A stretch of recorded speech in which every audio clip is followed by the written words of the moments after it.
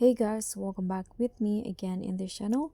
On today's tutorial, I'm going to show you how you can know what CapCut templates are on trend and how you can find and use them.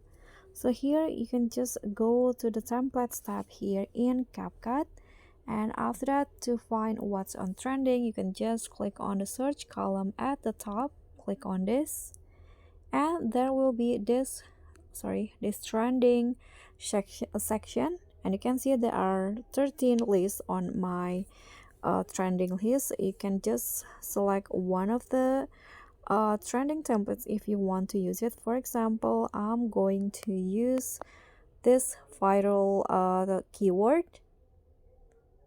and here these are the current popular or trending keyword on the keyword that I select. You can just click on the templates that you want to use, for example this one, and after that click on the use template and add the photo or video to the template.